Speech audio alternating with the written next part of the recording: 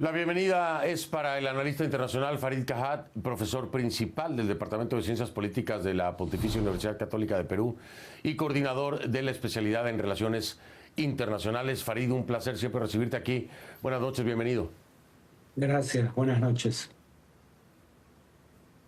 Farid, muy llamativo, por supuesto, lo que Netanyahu pretende o está haciendo, es decir, armando milicias, si le quieres llamar así, o grupos contrarios a Hamas, si tomamos en cuenta el pasado y el actuar en el pasado con el propio Hamas. Hoy es el peor enemigo de Netanyahu, de Israel, si quieres verlo así. ¿Quién garantiza que lo que está ocurriendo hoy no se va a convertir en lo mismo que ya se vivió en el pasado? Pues nada, absolutamente nada. Y habría que decir que la secuencia empieza aún antes. Cuando todavía no existía jamás el Estado de Israel, bajo gobiernos del Likud, el partido de Netanyahu, apoyó a grupos islamistas porque decía que quería neutralizar la influencia de los grupos de izquierda secular de la OLP. Esos grupos islamistas se convirtieron en Hamas. Luego Hamas cobró demasiada fuerza para los intereses de Israel y curiosamente Israel apoyó a parte de Al-Fatah, una facción de Al-Fatah dirigida por Mohammed Dahlan, que intentó desalojar de Gaza a Hamas por la fuerza y fracasó. De pronto Israel volvió a intentar, ahí es donde entra a tallar la parte que mencionaba del acuerdo para el financiamiento de Hamas por parte de Qatar, creyendo que de esa manera dividía el movimiento nacional palestino, por un lado.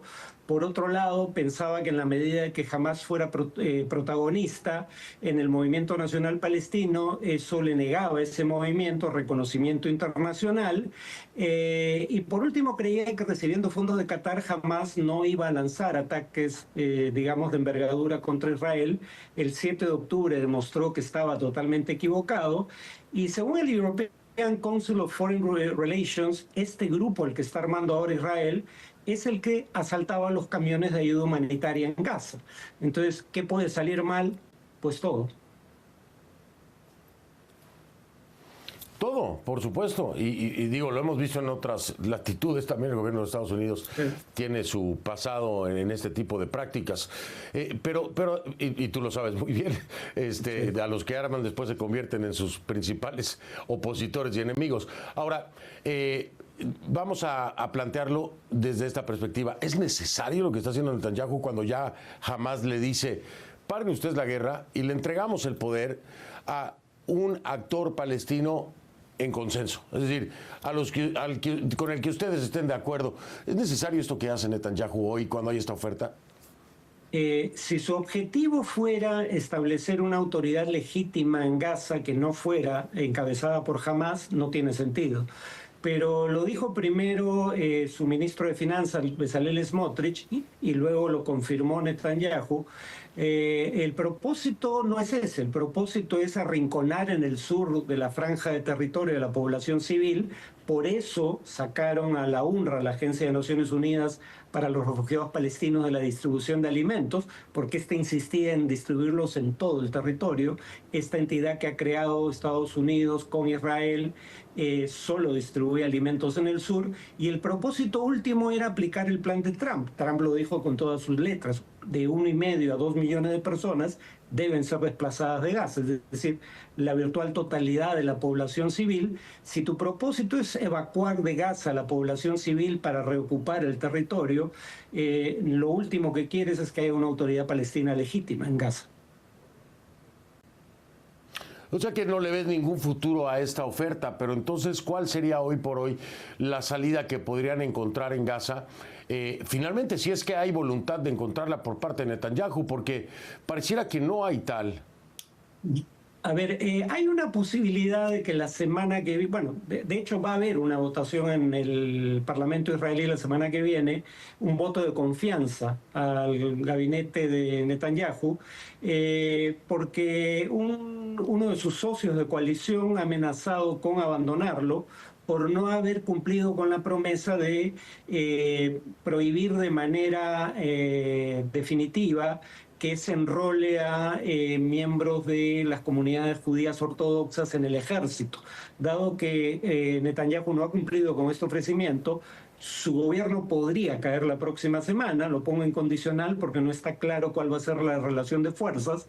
Si eso ocurriera, estaríamos en un escenario totalmente distinto, pero mientras Netanyahu sea primer ministro en coalición con grupos como el de Bezalel Smotrich o el de Itamar Ben-Gvir, lamentablemente no esperaría un cambio en la situación. Mira, en Gaza continúan los ataques de Israel. Solo el día de hoy, viernes, al menos 38 personas murieron en una ofensiva contra una vivienda. Esto fue en Jabalia, de acuerdo con datos de la Defensa Civil de Gaza. Ese número puede aumentar, por supuesto, así lo aseguran también las autoridades, a medida que los rescatistas trabajan en el lugar donde se estima que había decenas de personas, perdóneme usted, bajo los escombros. Un funcionario de la Defensa Civil dijo a CNN que los servicios de emergencia fueron interceptados con disparos al acercarse a la vivienda que fue atacada y aseguró que tuvieron que obtener permiso del ejército israelí para acceder al lugar. CNN se ha puesto en contacto con las fuerzas de defensa de Israel para obtener comentarios. Ubicada al norte del enclave, Jabalia ha estado bajo una orden de evacuación israelí desde que las fuerzas de defensa reanudaron su campaña militar. Esto fue en mayo. De acuerdo con datos oficiales del Ministerio de Salud en Gaza y citados por la ONU, hasta el 4 de junio, casi 57,000 personas han muerto en la guerra. Si escuchó bien, 57,000 personas. Poco más de 54,600 de ellos eran palestinos y solo 1,200 israelíes. 54,600 de ellos palestinos. Entre los fallecidos hay 180 periodistas, hay trabajadores de medios de comunicación, 120 académicos y más de 224 trabajadores que daban ayuda humanitaria. Según el reporte, también hay más de 125,000 heridos desde octubre de 2023.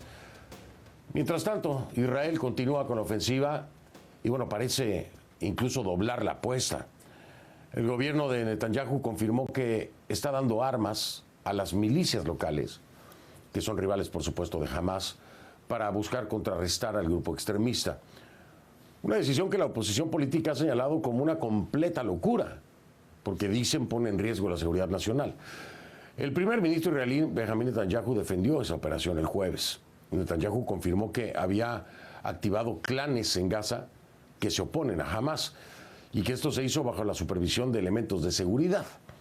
Ahora, por su parte, ¿qué dice Hamas? Afirma en un comunicado que el ejército de Israel está armando a bandas criminales para crear un estado de inseguridad y caos social.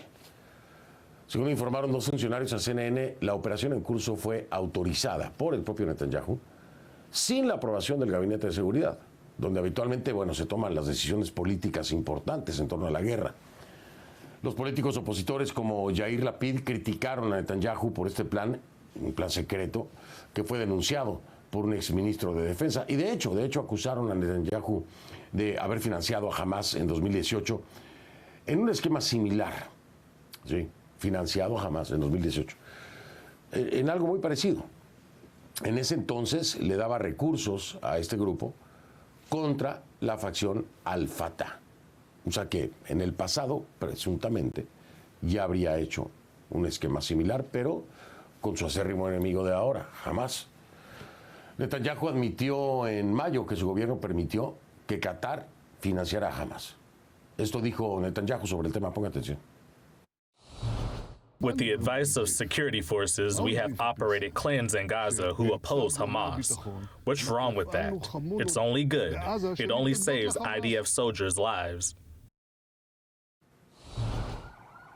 El negociador jefe de Hamas y líder del grupo en Gaza, Khalil al-Haya, aseguró este jueves que si Israel pone fin a la ofensiva, estarían dispuestos a entregar de inmediato el control del gobierno en Gaza a un actor palestino consensuado. Es decir, ya llegó hasta ese punto Hamas, en la voz de Khalil al-Haya, dicen, si ya paran la guerra, nosotros le entregamos el poder a un actor palestino que ustedes también estén de acuerdo que lleve el poder. Hasta ahí la oferta. Por supuesto, responsabilizó al gobierno de Netanyahu de obstaculizar las negociaciones para la paz por motivos personales e ideológicos. y aseguró que están dispuestos a una nueva ronda de negociaciones para lograr el alto al fuego permanente. Casi 20 meses han pasado de la guerra y la situación humanitaria en Gaza es por demás preocupante. Ya esta semana hablamos sobre el tema, escuchaba usted la realidad en viva voz de alguien que está ahí en Gaza. Agua, no tienen, alimentos, no tienen, servicios de salud, no tienen, casas, muchos de ellos no tienen, es decir, no hay nada.